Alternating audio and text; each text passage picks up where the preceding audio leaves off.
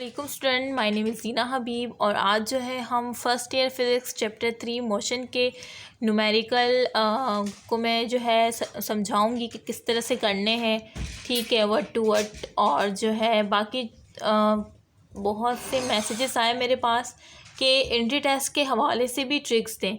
सो ये चैप्टर 3 जो है ना, इसकी जो है मैं इसको यानी एक तो फर्स्ट ईयर फिज़िक्स के हवाले से भी ये जो लेक्चर आप देख रहे हैं, ठीक है, ये मैं दे रही हूँ। और बाकी जो एंट्री टेस्ट की प्रिपरेशन जो कर रहा है तो उसके लिए भी यही है। ठीक है, मैं बीच में बताऊँगी कि उनको क्या करना है, क्योंकि वो तो विदाउट कैलकुलेटर ही करेंगे, सॉल्व करेंगे इसको।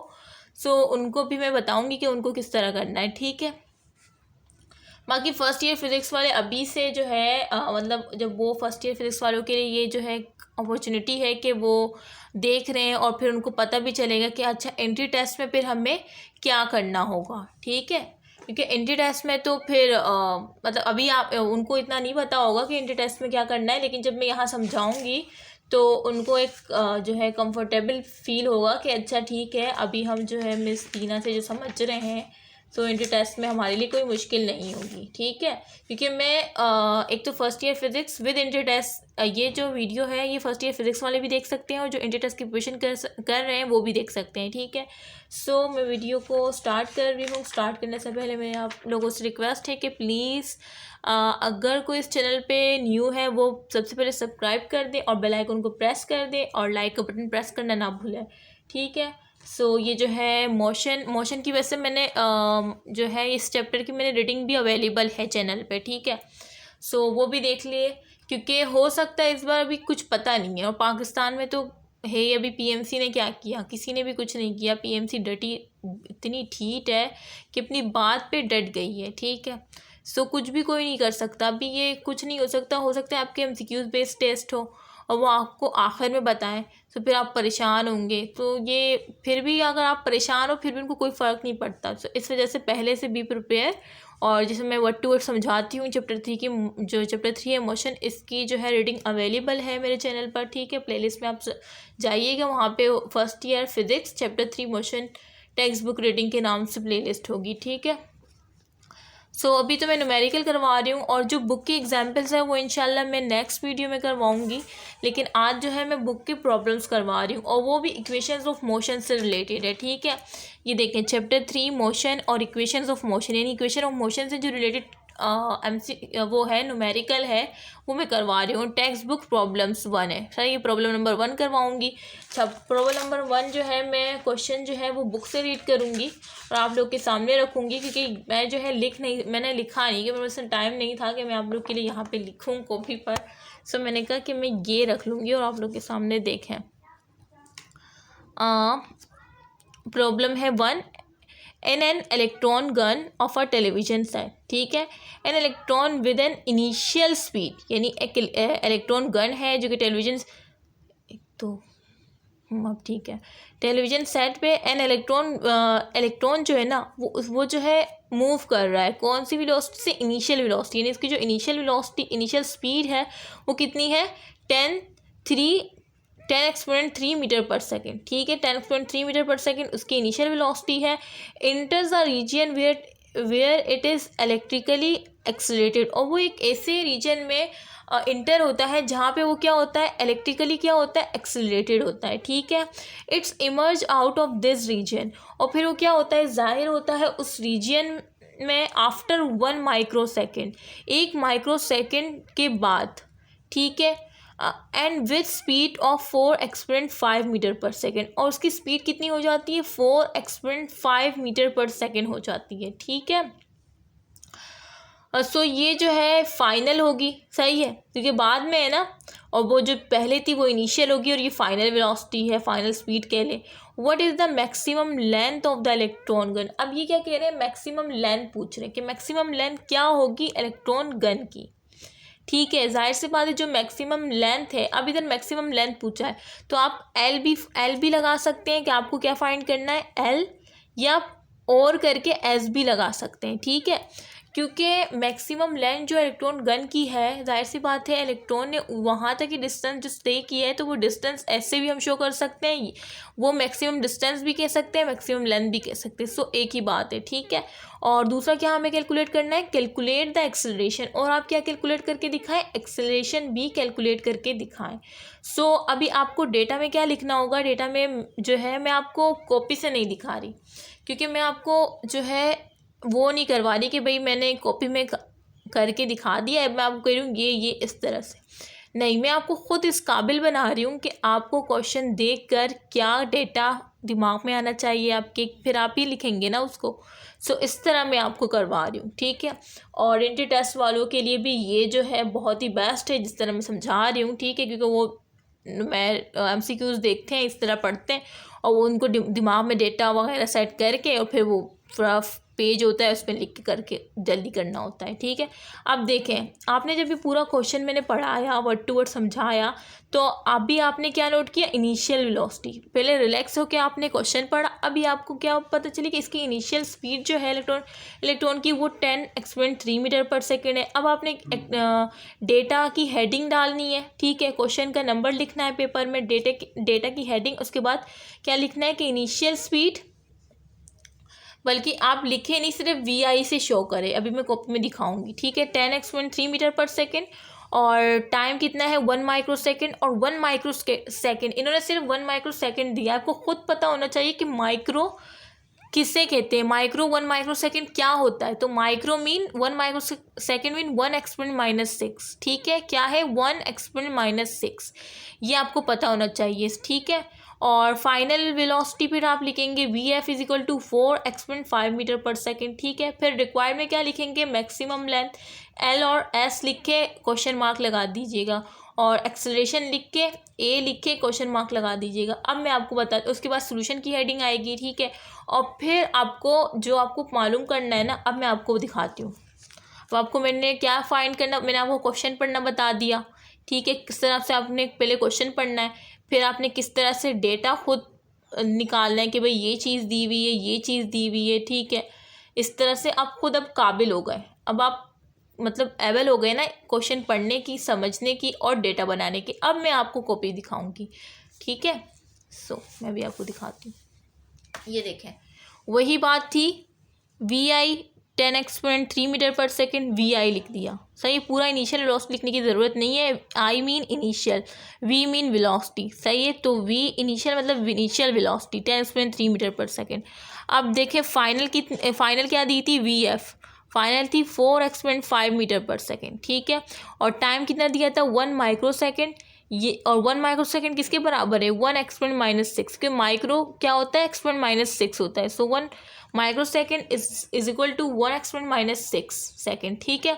और रिक्वायर्ड आपको मालूम क्या करना है, आपको मालूम करना है what is the maximum length of the electron gun, ठीक है, यानी इलेक्ट्रॉन गन की लेंथ, या आप लेंथ ये जो है कैपिटल L से भी आप शो कर सकते हैं, मैंने स्मॉल l बनाया है, और S यानी डिस्टेंस भी वो कह सकते हैं। तो ये एक ही बात है, तो ये रिक्वायर्ड में क्वेश्चन मार्क लगा दिए, ठीक है। और दूसरा क्या पूछा जा रहा है, एक्सेलरेशन।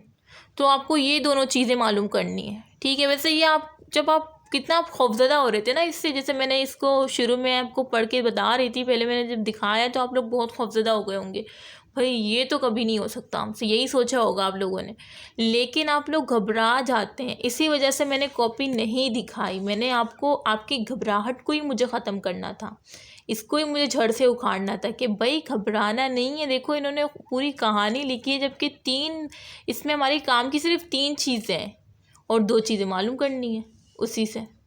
सो अब आप घबराएंगे नहीं, ठीक है। ये आपको वादा करना है मुझसे कि हाँ हम पहले क्वेश्चन को पढ़ेंगे आराम से। आप शुरू में ही अपने आप को वो कर देते हैं, घबरा करना, आप अपने जहन माइंड को ना ऑफ कर लेते हैं, ठीक है। सो ऐसे नहीं करना।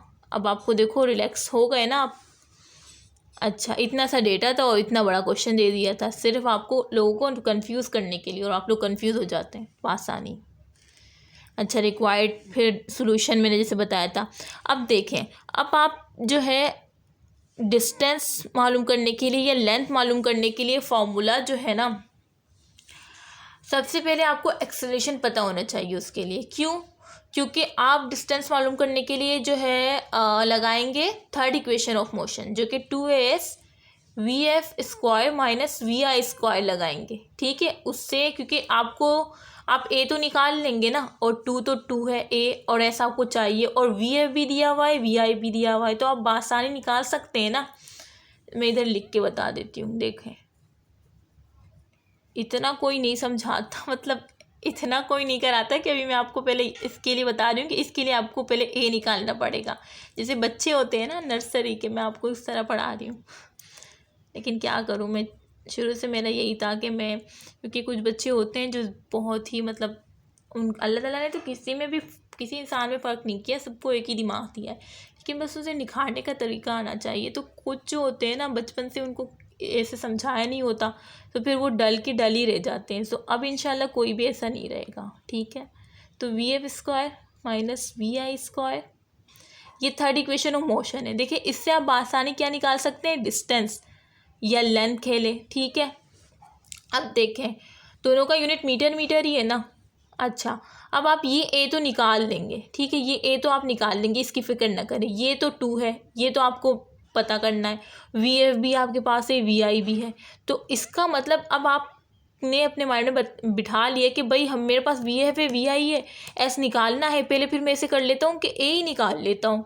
ठीक है, उसके बाद फिर मैं डिस्टेंस निकालता हूँ। ठीक है, भले ही क्वेश्चन में पहले क्या पूछा है, लेंथ पूछा है। ठीक है, लेकिन आपने क्या किया, आपको फार्मूला जहन में आया कि भाई मुझे मेरे पास सब कुछ है, लेकिन मेरे पास ए आ जाएगा ना, सो मैं डिस्टेंस या लेंथ निकालने की क्या हो जाऊँगा, काबिल हो जाऊँगा। सो ऐसे करता हूँ, पहले मैं एक्सेलरेशन ही निकाल लेता हूँ।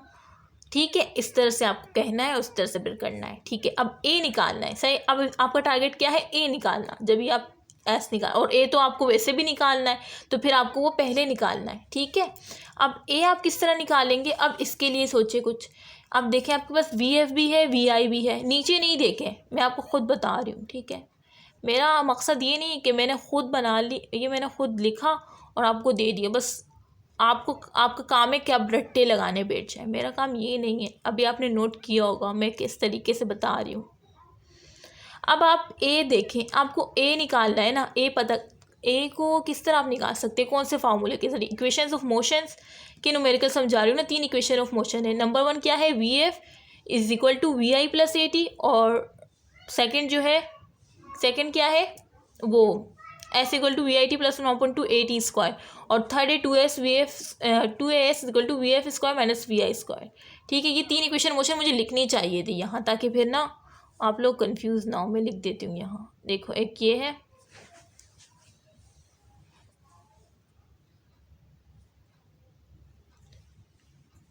We F equal to V I plus A T, एक ये फर्स्ट इक्वेशन है, और ये सेकेंड है V I T plus 1/2 square. मुझे इसको भी ना पहले हेडिंग में लिखना चाहिए था, लेकिन कोई बात नहीं, मैंने लिख दिया।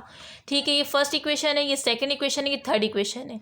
ठीक है, अब आपको फैसला करना है कि ए निकालने के लिए मुझे कौन सी इक्वेशन ऑफ मोशन यूज़ करनी होगी। ठीक है, ये आपको याद होनी चाहिए। ये अभी मैं लिख के बता दी, इस बार आइंदा मैं नहीं बताऊँगी। ठीक है, वैसे ये आपको याद भी होंगी, लेकिन फिर भी मैं समझा रही हूँ, बता रही हूँ। ठीक है, देखें V F equal to V I T plus A T. अब आप देखें, आपको इसमें जो है वी आई, पहले फर्स्ट इक्वेशन मोशन आपके वी एफ भी पता है, वी आई भी पता है, टी भी दिया हुआ है, तो वी ए तो अब आसानी से निकल जाएगा। तो ये मोशन आप लगाएंगे, ये वाली इक्वेशन ऑफ मोशन आप लगाएंगे। ये देखें आपने लगा दी इसको। ठीक है, और ये जो है ना, आप ये नहीं लगा सकते सेकेंड इक्वेशन ऑफ मोशन। क्यों? क्योंकि डिस्टेंस आपको क्या पता है, नहीं ना। सो ये तो नहीं लगा सकते, ये आसान इक्वेशन है, आपने फ़ौरन लगा दी, V F equal to V I plus A T. ठीक है, अब क्या है, आपको ए निकालना है। ठीक है, ए निकालना है आपको, तो क्या करना पड़ेगा, ये वी आई यहाँ पे इसके साथ कुछ भी नहीं है साइन।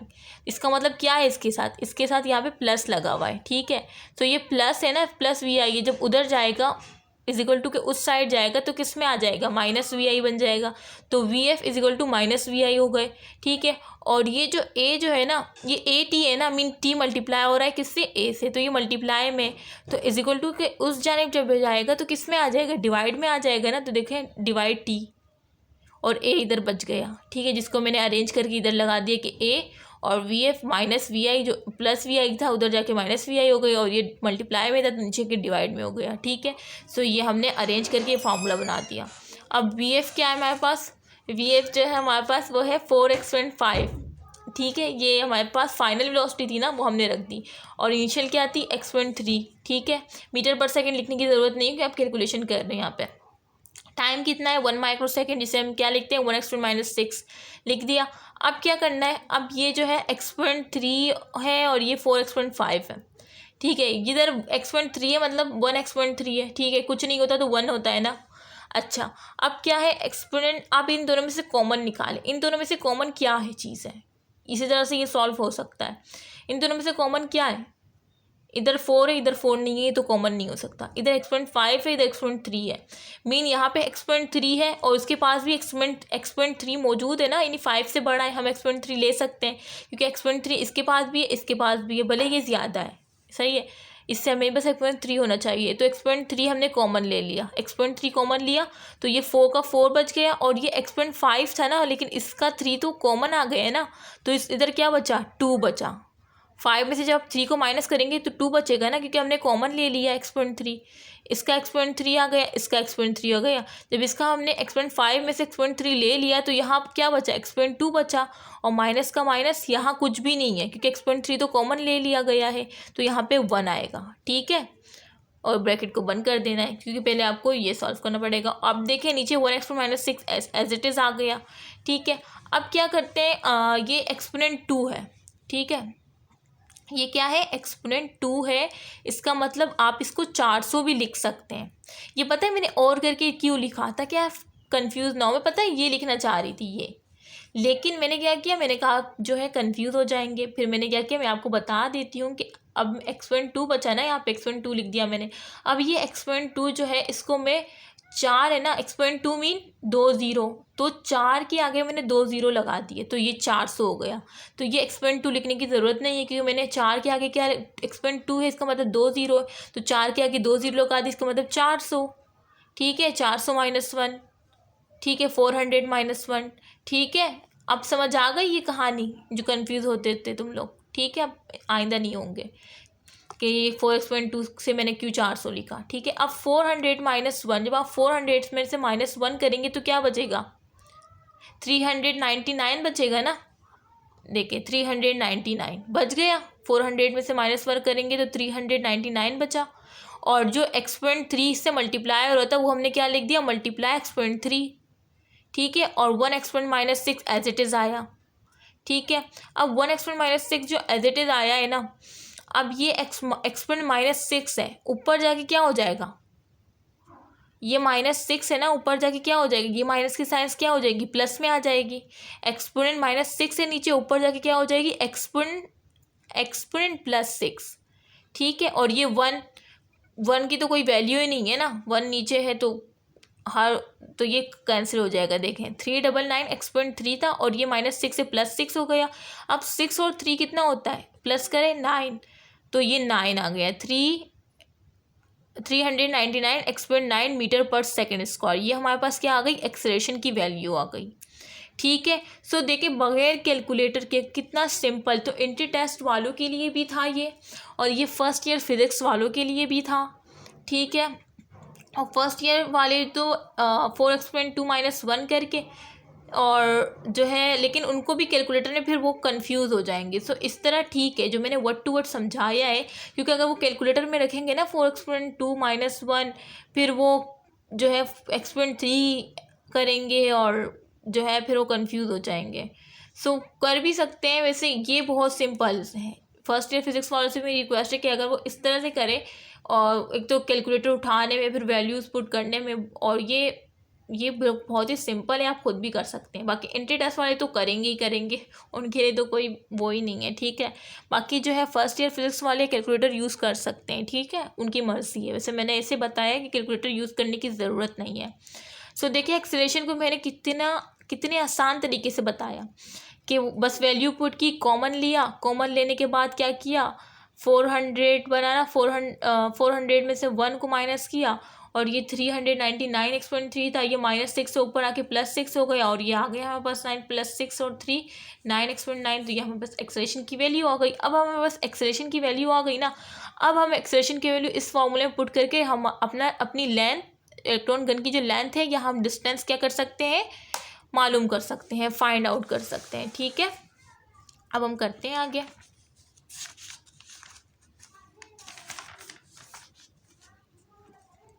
ठीक है, अब है हमारे पास ये रहा, हमने 2as लिखा, वो फॉर्मूला जो third equation of motion 2as vf² - vi²।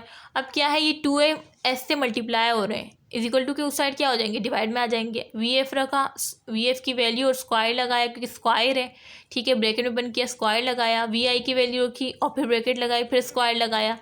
ठीक है, और 2 को एज इट इज़ रखा और a की क्या वैल्यू थी जो आपने पीछे फाइंड की थी एक्सलेशन की 399 एक्सपोनेंट 9, वो आपने रखी। ठीक है, पीछे भी वही लिखी हुई है, देख लीजिएगा। अच्छा, अब क्या है, अब ये 4 एक्सपोनेंट 5 जो है इसमें स्क्वायर लगा हुआ है, यानी 4 4 क्या होगा 16। ठीक है, 4 4 16। अच्छा, और ये 5 2 10, इसकी एक्सपोनेंट की जो वैल्यू होती है ना, वो इस 5 से इस 2 से क्या हो जाएगी, मल्टीप्लाई हो जाएगी। तो 5 2 10 एक्सपोनेंट 10, और ये 3 2 6, सही है, एक्सपोनेंट 6। और बाकी ये जो है ना, इसको देखें 399 को 2 से मल्टीप्लाई, एक्सपोनेंट को आपको नहीं छेड़ना, सिर्फ वैल्यू को। 399 को 2 से मल्टीप्लाई किया, 2 9 मैंने वैसे जो है मैंने उर्दू मीडियम से पढ़ा था, गवर्नमेंट स्कूल से पढ़ा था, तो इस वजह से जो है मैंने टेबल भी, वैसे मुझे आते हैं इंग्लिश में भी, लेकिन वो बचपन से जो एक आदत लग जाती है ना उर्दू में बोलने की, सो वो हो गई है मुझे। सो मैं कर देती हूँ, 2 9 18, सही है, 1 और 8 इधर, और फिर 2 9 18 1 इसका, तो ये क्या होगा 19 बन गया। तो एक 19 का जो है एक यहाँ लग गया, तो 3 दूनी 6 और 1 7, तो 798 और एक्सपोनेंट 9 जो था वो एज इट इज़ हमने लिख दिया। देखिए, ऐसा कोई चैनल मिलेगा जो आपको ये छोटी चीज़ मल्टीप्लाई करना भी सिखाए, नहीं ना, फिर भी आप लोग वीडियो को लाइक नहीं करते, बहुत बुरा करते हैं आप लोग मेरे साथ। अच्छा, 798 एक्सपोनेंट 9, ठीक है, ये आ गया हमारे पास, और ये मैंने मल्टीप्लाई करके बता दिया विदाउट कैलकुलेटर। ठीक है, इन फर्स्ट ईयर फिज़िक्स वाले अगर देख रहे हैं तो उनकी अभी से पता है क्या हो रही है, प्रैक्टिस हो रही है, अगर वो मेरे चैनल से पढ़ रहे हैं। ठीक है, अच्छा, अभी से उनको ना प्रैक्टिस हो रही है, और अभी से मैं अब बता रही हूँ कि किस तरह से करना है। 4 4 चौक 16 हो जाएगा, 5 दूनी 10 और ये 3 दूनी 6। ठीक है, पावर जो होती है ना वो उससे मल्टीप्लाई हो जाती है, ये याद रखिएगा। 5 2 10, 3 2 6। इसको आप ऐसे नहीं कर दिएगा कि 5 को 5 से मल्टीप्लाई कर, जैसे हमने 4 को 4 से किया कि स्क्वायर है, नहीं, वो तो आप करेंगे 4 को 4 से, 4 चौक 16 हो जाएगा, लेकिन पावर हमेशा उससे मल्टीप्लाई हो जाएगी। 5 दूनी 10 और ये 3 दूनी 6। ठीक है, अच्छा, ये बात भी बता दी जो कि नई बात थी फर्स्ट ईयर फिज़िक्स वालों के लिए और एंट्री टेस्ट वालों के लिए भी थी। ठीक है, अच्छा, और उनके लिए तो ज़रूरी थी क्योंकि उनको तो खुद ही करना पड़ता है सब कुछ। अच्छा, अब क्या है कि अब आपको फिर से इनमें से क्या करना है, कॉमन निकालना है, क्योंकि वही बात आ रही है ना, जैसे पीछे एक्सपोनेंट 3 था तो और इधर एक्सपोनेंट 6 है। अब हम फिर से कॉमन निकालेंगे। अब इसमें 16, इधर 16 है, इधर तो कुछ नहीं है, तो ये तो कॉमन निकल ही नहीं सकता, लेकिन एक्सपोनेंट है, इधर भी एक्सपोनेंट है, इसका मतलब ये कॉमन निकल सकता है। तो एक्सपोनेंट 6 है, इसके बाद एक्सपोनेंट 6 है, इसके पास एक्सपोनेंट 10 है, मीन हम एक्सपोनेंट 6 ले लेते हैं क्योंकि 6 इसके पास भी है, 6 इसके पास भी है, भले ज़्यादा है लेकिन है। तो एक्सपोनेंट 6 कॉमन ले लिया, 16 एज इट इज़ आया, और ये 10 है, लेकिन इसका तो 6 हम ले चुके हैं ना कॉमन, तो ये क्या बचा, 4 बचा। ठीक है, 4 बचा ना, 10 में से 6 को जब माइनस करेंगे तो 4 बचेगा, तो 16 एक्सपोनेंट 4 बचा, और इधर कुछ भी नहीं बचा क्योंकि वो तो हम कॉमन ले चुके हैं, तो माइनस का माइनस, और इधर जो है कुछ नहीं बचा तो 1 ले लिया हमने, क्योंकि कुछ नहीं होता वहाँ क्या होता है, 1 होता है। ठीक है, और ये एज इट इज़ लिख दिया 798 एक्सपोनेंट 9। ठीक है, वैल्यू एज इट इज़ लिख दी। अच्छा, अब और करके हमने लिखा, ये 4 है ना, एक्सपोनेंट 4 है, इसका मतलब इसके आगे कितने ज़ीरो है, 4, तो हमने 4 0 लिख दिए। ठीक है, और -1, और आगे 798 exponent 9 as it is value लगा दी। ठीक है, अच्छा, अब क्या किया हमने, ये जो एक्सपोनेंट की वैल्यू थी ना इसको एक जगह कर दिया, ये 16 और ये 4 0 जो हम लगाए थे -1, तो एज इट इज़ हमने ऐसे लिख दिया, और 798 भी। अब ये एक्सपोनेंट 6 था ना, ये जो हमने कॉमन लिया था, इसको हमने यहाँ पे साइड यानी इसके आगे मल्टीप्लाई की साइड में लिख दिया कि एक्सपोनेंट 6 और ये एक्सपोनेंट 9 नीचे क्या था, प्लस में था, +9 था ना, ऊपर आके क्या हो गया, -9 हो गया। ठीक है। अच्छा, अब हमने 16 जो है ना ये 16 एक्सपोनेंट 4 के लिए सही है, या ये 16 के जो हमने 4 0 लगाया, इसको हमने क्या किया, माइनस कर दिया 1 से। ये मैंने किया भी था लेकिन फिर मिटा दिया था। देखिए अब जब 1 से माइनस करेंगे तो 10, जब आप 10 इसमें से इसको 1 देंगे, फिर 1 फिर 1, तो ये 10 में से 1 जब जाएगा तो 9 बचेगा, और इधर भी 9 भी बचा ना, क्योंकि हमने एक ले लिया, इधर भी 9 बचा, इधर भी 9 बचा, और ये 16 लिखा नहीं जा रहा मुझसे क्योंकि स्टैंड जो है मेरे आगे आ रहा है, तो मेरे हाथ से लिखा नहीं जा रहा। तो ये 16 और 4 दफ़ा 9 है। ठीक है, 16 सॉरी 16 क्यों होगा, एक तो दे दिया ना इसको, तो ये 5 बन जाएगा ना, क्योंकि एक तो इसको दे दिया जो कि आगे चलते जा रहा था, तो 15 और ये 4 दफ़ा 9 आ गया। ठीक है। अच्छा देखो ज़रा सा भी मेरा ध्यान हुआ इधर, और वहाँ पे मैंने 15 की जगह 16 लिख दिया। सो यही होता है बोर्ड में जो है कुछ लड़कियां जो है बार बार कि भाई बता दो, मेरे साथ तो बहुत होता था, मुझे तो सब जो है इधर से आवाज़ उधर से आवाज़, और फिर मैं उनमें कंफ्यूज हो जाती थी और इधर अपना गलत करके बैठ जाती थी। सो आप लोग प्लीज़ ऐसा नहीं कीजिएगा। ठीक है। अब ये वैल्यू आ गई 798। अब जब आप इसको कैलकुलेटर में डालेंगे ना, इस वैल्यू को डिवाइड करेंगे तो आपके पास ये वैल्यू आ जाएगी। ठीक है, ये वैल्यू जब आ जाएगी ना, अब ये जब आ गई तो ये एक्सपोनेंट -3 है ना, ये भी आंसर है, लेकिन इसको अगर आपको मज़ीद सिंप्लीफाई करना है तो ये क्या है, एक्सपोनेंट -3 है ना, ये यहाँ पे पॉइंट आ रहा है, आप -3 मीन आप पीछे चले जाएं। सही है, जब प्लस होता है तो आप आगे जाते हैं। ठीक है, और माइनस में आप पीछे जाते हैं। जैसे इसमें प्लस था तो आपने 0 आके लगाए थे, इसमें माइनस है तो आप पीछे जाएंगे। देखिए -3 है ना, तो 3 दफ़ा पीछे जाए तो ये पॉइंट इधर है, तो 1 2 3 यहाँ पर ये पॉइंट यहाँ आ जाएगा, तो आ गया ना पॉइंट यहाँ, ये रहा।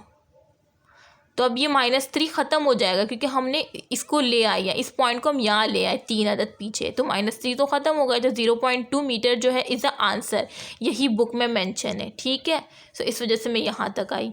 अच्छा, और बाकी जो इंटर टेस्ट वाले हैं वो तो कैलकुलेटर यूज़ नहीं करते, तो वो किस तरह करेंगे, इसको किस तरह डिवाइड करेंगे, वो करेंगे, ये बहुत ही लंबा तरीका जाएगा इनका। सो वो क्या करें, बताती हूँ। वो जो है मैंने ऊपर किया हुआ है इंटर टेस्ट वालों के लिए, वो बताती हूँ। वैसे जो फर्स्ट ईयर फिज़िक्स वाले हैं उनको इतना करने की ज़रूरत नहीं है, जो कॉमन बात ये थी जिस तरह करना था वो तो मैं बताती जा रही थी, वो कर लें। ठीक है, क्योंकि वो कैलकुलेटर थोड़ा कन्फ्यूज़ हो जाएंगी। लेकिन ये जो है ना, ये आप कैलकुलेटर से ही करेगा फर्स्ट ईयर वाले, क्योंकि उनके पास कैलकुलेटर अवेलेबल होता है। जबकि इंटर टेस्ट वाले क्या करेंगे, वो उनके लिए मैंने ऊपर जो है ये मैंने किया था, ये इसको पता है मैंने क्या बना दिया था, मैंने क्या किया यहाँ पे इंटर टेस्ट वालों के लिए बता रही हूँ। इंटर टेस्ट वाले क्या करेंगे, क्योंकि उनको तो खुद से करना होता है ना, तो वो ये भी कर सकते हैं, लेकिन बहुत लंबा तरीका जाएगा। मैं इसको भी मज़ीद कम करके बता दूँ। देखो 16 एक्सपोनेंट 4 -1 था ना, तो अब एक्सपोनेंट 4 को ना छेड़े, 16 -1 करें और क्या आ जाएगा, 15 आ जाएगा। ठीक है, अब फिर आप 15 ले, इधर करके बता दूँ, 15 ले, और ये जो 7 9 8 है ये ले, और बाकी जो ये एक्सपोनेंट 6 है और एक्सपोनेंट 4 है। ठीक है, और ये एक्सपोनेंट इसका जो था ना एक्सपोनेंट -9, क्योंकि +9 था ना नीचे, ऊपर जाके क्या हो गया, -9 हो गया। ठीक है, अब आप ये तो आप सॉल्व कर लेंगे, पहले आप इसको करें। तो इसको आप किस तरह सॉल्व करेंगे, ये मैं ऊपर दिखा भी चुकी हूँ कि किस तरह करना है आपको। देखें 2 का टेबल पढ़ें, मैं क्योंकि आप सब तो इंग्लिश वाले होंगे, इंग्लिश से पढ़ा होगा, तो आपको उर्दू में जो है प्रॉब्लम होगी। 2 3 6, ठीक है, और 1 इधर आ गया, तो 2 9 18, ठीक है, और फिर 1 इधर आ गया क्योंकि 19 है, तो ये 2 9 18, ठीक है। और इस तरह से ये क्या है, इधर जो है, अब ये 2 के टेबल में तो नहीं आता, लेकिन तो क्या आता है, 2 7 14 आता है, तो करीब करीब ही है ना, क्योंकि हमें एंटी टेस्ट में करीब करीब ही देखना होता है, हमारा एज इट इज़ आंसर कभी नहीं आता। ठीक है, तो ये 2 7 14 कर दिया हमने, तो ये 7 है। अब क्या करें हम, जो है अब 7 का टेबल पढ़ते हैं।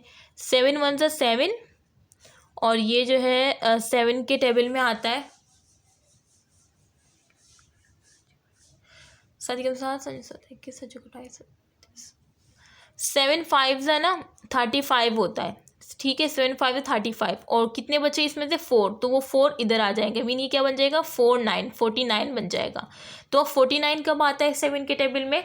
7 5 है तो 35 होता है और 7 7 ज़ा 49 होता है, ठीक है। तो ये क्या हुआ 1 क्या बन गया 57।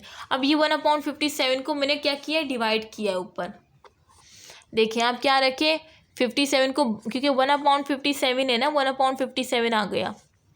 ये इंट्री टेस्ट वालों के लिए इतना जो है घिचपिच करनी पड़ रही है मुझे। अब 1/57 है ना, अब क्या क्या करें 57 बाहर रखें, जाहिर सी बात है, और 1 जो है ऊपर है तो उसको अंदर रखना होगा।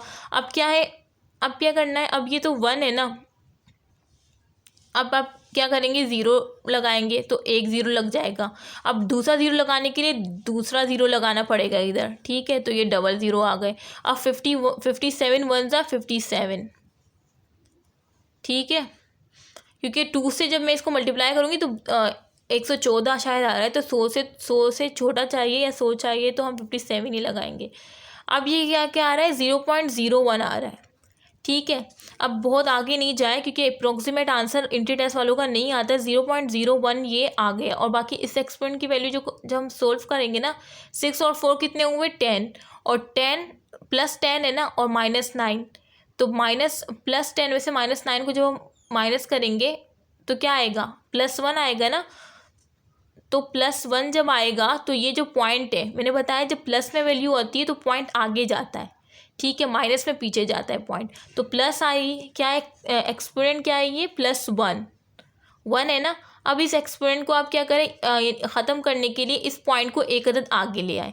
तो इस पॉइंट को आप क्या करेंगे इस पॉइंट को जब आप एक अदद आगे ले आएंगे तो ये 0.1 हो जाएगा ना, ये पॉइंट इधर आ गए तो 0.1, तो ये 0.2 आंसर आ रहा है जो कि बुक में एज इट इज था, जबकि हमने बगैर कैलकुलेटर के बहुत घिचपिच की और बहुत जल्दी करना पड़ता है, तो हमारे पास 0.1 आया, ठीक है। इधर मेरा स्टैंड है हिलता है ये, फिर इस वजह से मैंने शायद लेट भी कर दिया करने में, फिर भी मैंने सिंप्लीफाई करके बता दिया कि 0.1 आ रहा है। तो वो 4 ऑप्शन दिए होते हैं तो वो उसमें से करीब करीब ऑप्शन ही हमें मैच करना पड़ता है, ठीक है। सो 0.1 जो है इस तरह से, अगर 0.2 हुआ वहाँ पे और 0.5 0.6 0.7 तो हमें पता है कि हमारे 0.1 आ रहा है, इसका मतलब 0.2 जो है उसके करीब है, तो वो हमारा सही आंसर है, ठीक है। सो इंट्री टेस्ट वाले इस तरह करते हैं। ये भी मैं मिटा दूंगी क्योंकि बहुत गंदगी कर दी है मैंने। अच्छा, सो फर्स्ट ईयर फिज़िक्स वालों के लिए ये बहुत ही बड़ी वीडियो बन चुकी है क्योंकि मैं बहुत ही बच्चों की तरह मैंने पढ़ा है, इस वजह से बहुत बड़ी वीडियो बन गई है, सॉरी। बट अच्छा है ना, आपको अच्छी तरह समझ आ गया होगा और मुझे लगता है कि आप पेपर तक नहीं भूलेंगे, इस तरह मैंने समझाया है। और इंट्री टेस्ट वालों को भी समझाया है कि किस तरह से वो उनको इतना बड़ा लेके नहीं चलना, बल्कि 16 में से माइनस कर दे 15 को, और 15 7 9 8 और सारे जो एक्सपोनेंट थे उनको एक साइड कर दिया। इसको मैंने किया तो 1/57 आया, फिर इसको डिवाइड किया 0.01 आया, और इस एक्सपोनेंट से जो है एक्सपोनेंट +1 की वैल्यू बची, तो +1 की जो वैल्यू बची है तो इस पॉइंट को मैं एक अदद आगे लाई, तो 0.1 इज़ द आंसर, 0.1 मीटर जो है आंसर आया, ठीक है। ये जो 0.1 है, और इधर जो एथेटिस था वो 0.2 मीटर था, जो कैलकुलेटर में पुट करके वैल्यू करना था। इस वैल्यू को भी मैं कर चुकी हूँ, बहुत ही बड़ी कैलकुलेशन आ रही थी, ये बहुत ही शॉर्ट है, ठीक है। फिर मैंने कहा ये बहुत ही बड़ी कैलकुलेशन आ रही है, आप डायरेक्ट 16 - 15 कर दे, इंट्री टेस्ट वालों के लिए कह रही हूँ, ठीक है। सो आई होप कि आपको समझ आ गया होगा, बहुत ही डिटेल में, बहुत ही दिल लगाकर मैंने समझाया आप लोग को, सिर्फ इस वजह से ताकि वो बच्चे जो कि उनका जहन इतनी जल्दी, यानी जो कोचिंग में पढ़ाते हैं वो इतना जल्दी वो पिकअप नहीं करती, क्योंकि मैंने खुद देखा है उन बच्चों को, और वो बहुत दुआएं देते हैं मुझे जब देखते हैं, क्योंकि मैं तो ये नहीं देखती कि ये बच्चा जल्दी समझ जाता है, ये बच्चा धीरे से मेरे समझाने का तरीका ही ऐसा है। मैं कहती हूँ कि भले तुम्हें आता हो या ना आता हो, मैं तो तुम्हें सब कुछ समझाऊंगी, डीप में समझाऊंगी, ठीक है। सो बस मुझे आप लोगों की दुआएं चाहिए और कुछ नहीं चाहिए, कुछ भी नहीं, ठीक है, बस आप लोगों की दुआएं चाहिए। और प्लीज़ कमेंट करके बताइएगा कि आपको किस तरह लगा, फर्स्ट ईयर फिज़िक्स वालों को किस तरह लगा, इंटर टेस्ट वालों को किस तरह लगा, ठीक है। आई होप कि अच्छा लगा हो, और वीडियो और लाइक का बटन प्रेस करना ना भूलेगा। मुझे इजाज़त दीजिएगा, अल्लाह हाफ़िज़।